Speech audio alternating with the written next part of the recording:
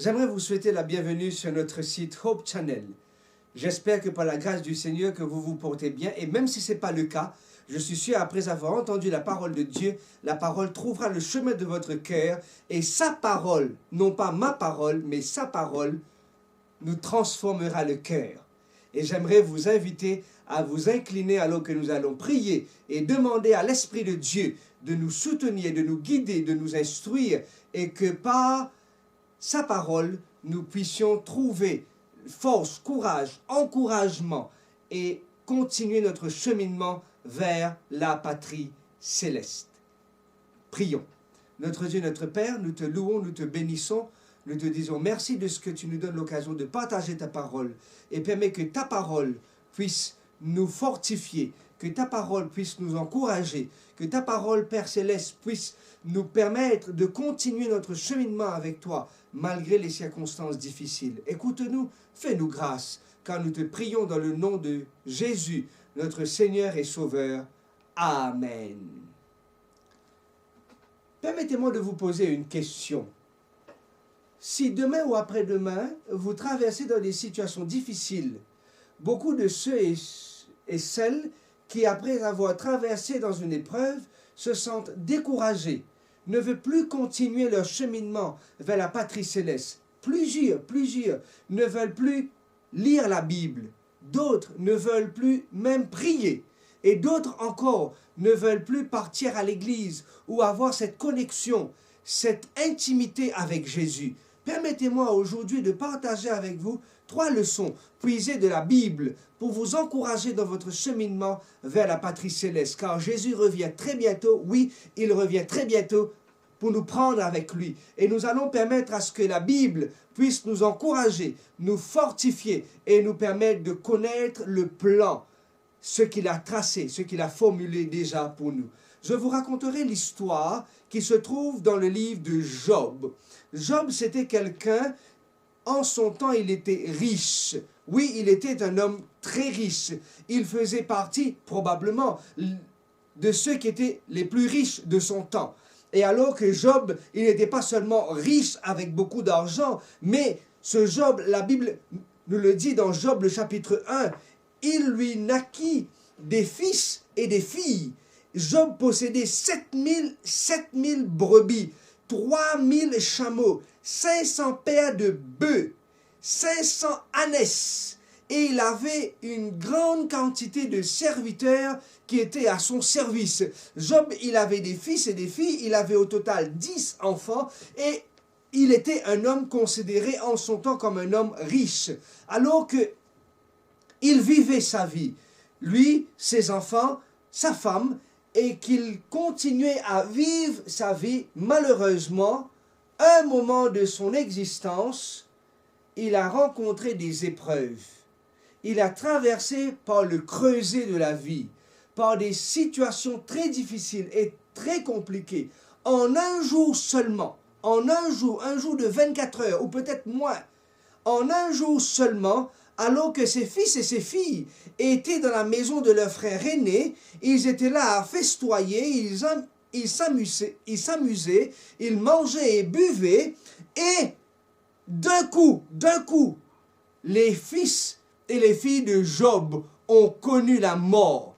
Un serviteur est venu pour lui dire Job, pour lui relater ce que je viens de vous partager. Alors que ses fils étaient là pour s'amuser, ils mangeaient et buvaient, et d'un coup, les sept fils de Job et les 3 filles de Job ont connu la mort. Alors que un serviteur lui parlait déjà, un autre serviteur se présenta devant sa porte pour lui dire « Job, tu as perdu tes brebis, tu as perdu tes chameaux, tu as perdu tes bœufs. En une journée seulement, Job a perdu ses enfants, ses bœufs, ses chameaux, ses moutons, et il a tout perdu. » Permettez-moi de vous dire que souvent dans notre vie, Souvent dans notre existence, nous rencontrons des situations aussi difficiles et aussi compliquées. Peut-être qu'on s'est réveillé très tôt le matin avec beaucoup de force et beaucoup d'énergie pour prendre le chemin du travail et au courant de la journée, le téléphone qui sonne et nous avons des mauvaises nouvelles. Nous avons des nouvelles très difficiles, des nouvelles très alarmantes. Et comment faire face à ce creuset? Comment faire face à ces difficultés de la vie? Permettez-moi de vous relater une première leçon qui se trouve de la parole du Seigneur. Alors que Job, il a reçu ces mauvaises nouvelles avec la mort de ses fils, la mort de ses filles, avec la perdition, il a perdu ses bœufs, ses brebis, ses chameaux et tout ce qu'il avait comme bien matériel. Et là, Job, le verset 20, dans le livre de Job, le chapitre 1, le verset 20. Alors Job se leva, déchira son manteau, il se rasa la tête, puis se jetant par terre, il se prosterna et dit, écoutez bien, écoutez bien la réaction de Job. Écoutez bien la réaction de cet homme qui connaissait Jésus. Écoutez bien la réaction, le comportement, la phrase qui sortit de sa bouche alors que lui, il avait une relation intime avec son Jésus. Il connaissait Dieu. Il connaissait Dieu non pas seulement sur papier que Dieu existait, non, mais il connaissait Dieu parce que Dieu pour lui était son créateur. Écoutez la réaction de Job. Et dans le verset 21, et il dit, je suis sorti nu du sein de ma mère, et nu je retournerai dans le sein de la terre. L'Éternel a donné, l'Éternel a ôté, que le nom de l'Éternel soit quoi? Que le nom de l'Éternel soit béni. Amen. Mon ami, ce que j'aimerais partager avec toi pour la première leçon, peu importe les circonstances difficiles que tu rencontres dans ta vie, tu perds des choses de ta vie, tu perds les gens que tu aimes. Tu as perdu peut-être ton papa, ta maman, tes frères, tes soeurs, les proches, tes parents. Mais n'oublie pas de garder la première leçon. La première leçon, c'est de ne jamais cesser d'adorer Dieu en toutes circonstances. De louer Dieu en toutes circonstances. Même les choses vont très mal autour de toi. Même tu es au chaos. Même tu te sens déboussolé, abandonné. Mais n'oublie pas de toujours louer le Seigneur. Et cette première leçon, elle est peut-être dure à accepter. Elle est peut-être dure dans la pratique. À adorer Dieu, à glorifier Dieu, à louer Dieu en toutes circonstances. Mais Job aujourd'hui, il m'enseigne cette leçon. Il veut me faire comprendre, Arnaud, peu importe les difficultés que tu rencontres dans ta vie, peu importe les dilemmes que tu rencontres, n'oublie pas à toujours louer et adorer Dieu.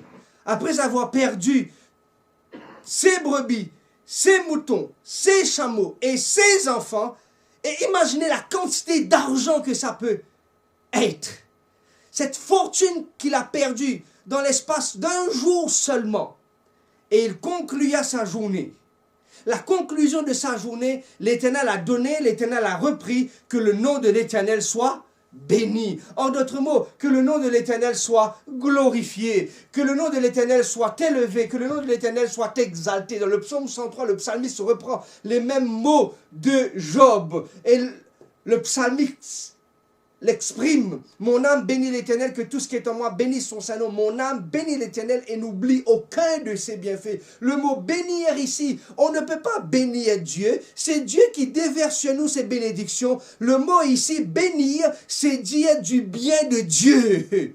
Dire du bien de Dieu. Malgré les épreuves, malgré le creuset, malgré les difficultés, c'est toujours dire du bien de Dieu. Trouver l'espace approprié à élever le nom de Dieu, à exalter le nom de Dieu. Nous sommes ensemble pour la première leçon dans le creuset, dans l'épreuve, dans les difficultés que tu rencontres, mon ami, mon frère, ma soeur. N'oublie pas de toujours louer le Seigneur, de toujours adorer le Seigneur. Est-ce que nous pouvons passer à la deuxième leçon? La deuxième leçon, elle est aussi claire, la deuxième leçon. Et la deuxième leçon est puisée aussi de l'Ancien Testament. Ce jeune homme, il avait peut-être que 17 ans. Oui, que 17 ans, il était le préféré de son papa. Il était toujours là pour son papa. Son papa l'aimait énormément. il avait des frères, il avait 10 grands frères. Et ses frères, malheureusement, ne l'aimaient pas. Il faisait des rêves, il racontait ses rêves à son papa et à ses frères, et bien sûr à sa maman, à ses proches. Et arrivé un moment, les frères ont commencé à le détester. Et c'est là que son papa lui a confié la responsabilité de partir, quitter de la nourriture, de partir et de porter de la nourriture pour ses frères, alors que ses frères étaient des bergers et gardaient les troupeaux de leur papa. Il était tellement content, il se sentait tellement libre de marcher dans les champs, il peut-être chanter, il était heureux, il avait de la joie au cœur, mais il ne savait pas que le creuset, il ne savait pas que les difficultés de la vie l'attendaient juste au tournant. Et en voyant ses frères malheureusement ne l'aimaient pas et ils ont comploté ensemble à le tuer.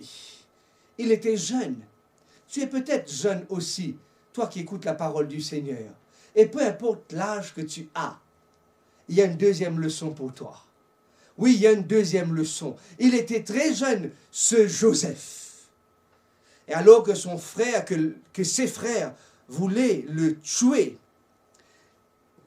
ils ont pris le jeune Joseph pour le jeter dans un puits. Finalement, après quelques heures, ils se sont dit non, on va le vendre. On va le vendre comme esclave. Il ne savait pas ce qu'il attendait devant. Non, il ne savait pas. Il ne connaissait pas encore le plan de Dieu. Lui, ce qu'il savait, c'était être à la maison, être le gâté de son père, être le préféré de ses parents. Lui, ce qu'il aimait, c'est d'être à la maison. Et là, lui, maintenant, il se voit en tant qu'esclave. Imaginez un jeune homme de 17 ans se voit maintenant comme esclave. Et il part vers l'inconnu. La deuxième leçon, alors qu'il était dans ce chariot, alors qu'il était ensemble avec tous les autres esclaves qui partaient vers l'inconnu, Joseph a appliqué la deuxième leçon. Gardez toujours les regards en haut. Ah mon ami, gardez les regards en haut. Et j'aime bien ce chant qu'on a l'habitude de chanter. Fixe les yeux sur le Maître. Quand tout va mal autour de toi, quand tout est sombre autour de toi, quand tu te sens découragé, quand tu te sens affaibli, quand tu sens que tu as perdu l'amour que tu avais au commencement pour Jésus, n'oublie pas de faire une chose, n'oublie pas de garder les yeux sur Jésus. Et c'était là le succès de Joseph. Oui, Joseph, dans le livre de Colossiens, le chapitre 3, le verset 1, « Si donc vous êtes ressuscités avec Jésus-Christ, cherchez les choses d'en haut, où Christ est assis à la droite du Père. Affectionnez-vous des choses d'en haut et non à celles qui sont en bas sur la terre. » Joseph avait les regards vers le haut. Il avait les regards sur Jésus. Il s'affectionnait des choses d'en haut. Pour lui, le succès se trouvait seulement en son Sauveur et en son Seigneur. Pour lui, le succès était impératif quand il allait avoir les regards braqués sur son Jésus. Mon ami, tu veux aussi connaître le succès, tu veux aussi connaître la réussite, tu veux aussi connaître la paix du cœur, tu veux aussi avancer dans ta vie, ne l'oublie pas. Garde les yeux sur Jésus. Qu'est-ce qu'on a vu jusqu'à maintenant? Dans le creuset, dans l'épreuve, n'arrête jamais de louer le Seigneur. N'arrête jamais de louer le Seigneur. La deuxième leçon, quand tu rencontres des moments difficiles, garde toujours les regards sur Jésus.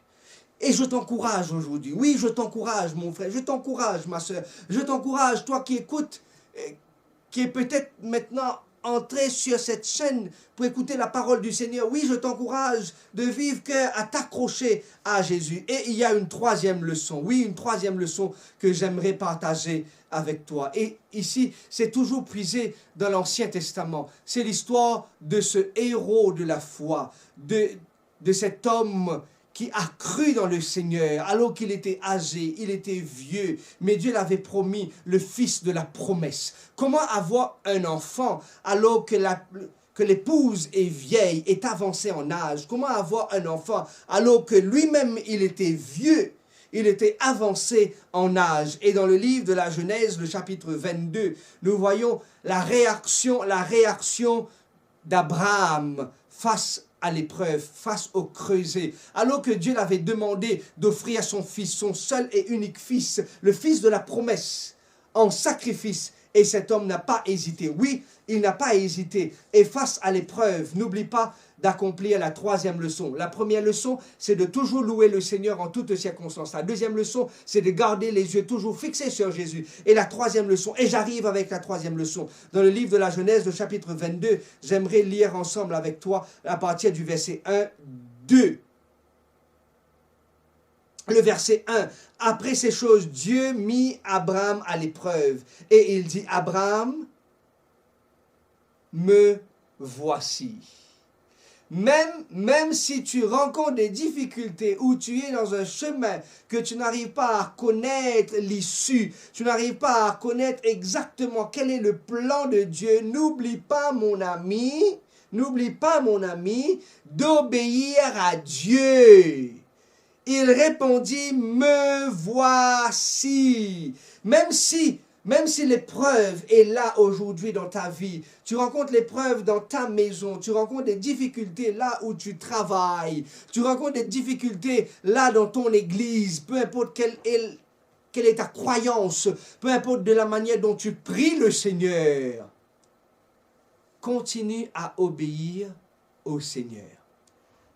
Quelque temps de cela, alors que j'étais à la maison et je préparais ce sermon en particulier, j'ai appelé mes deux filles, Lacey et Caris, avec une feuille blanche à 4, et j'ai demandé à Lacey et à Caris de me définir Dieu en dessin.